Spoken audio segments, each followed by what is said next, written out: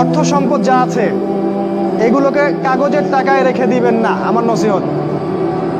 হয়তো বুঝতে পারছেন না, মাথার উপর দিয়ে যাচ্ছে কথা, কিন্তু পরে বুঝবেন।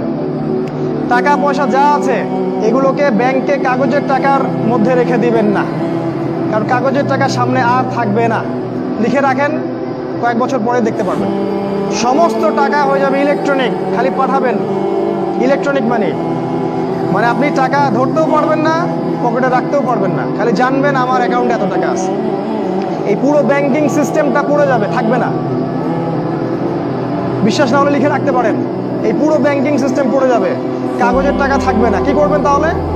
আপনি আপনার সম্পদটাকে সোনায় রূপান্তর করেন, কিছু সোনা করে রাখেন, জমায় রাখেন, রূপায় কনভার্ট করেন। এগুলোর দাম কখনো কমবে না।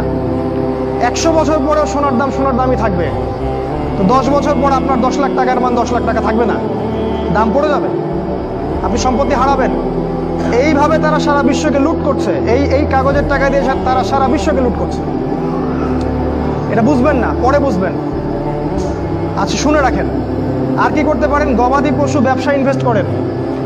আরেকটা কাজ করতে পারেন, জমি কিনে রাখতে পারেন, এটা ভালো জিনিস। এই জিনিসগুলোতে টাকা কনভার্ট করেন। শেষ জামানায় আপনার কাগজের টাকা থাকবে না, আপনি ক্ষতিগ্রস্ত হবেন।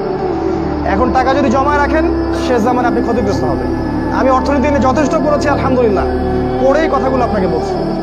আর কি করবেন? যদি সম্ভব হয়, শহর, আপনারা তো গ্রামেই থাকেন মাশাআল্লাহ, শহরে যারা থাকে তাদের উদ্দেশ্যে বেশি বলছি এটা, কারণ এটা অনলাইনে যাবে। শহর কেন্দ্রিক জীবন ব্যবস্থা ত্যাগ করতে হবে।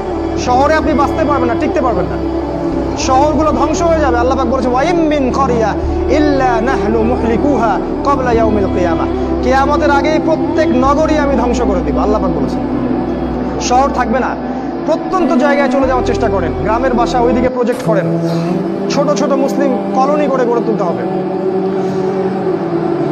এই কাজগুলো করতে পারেন। আর কিছু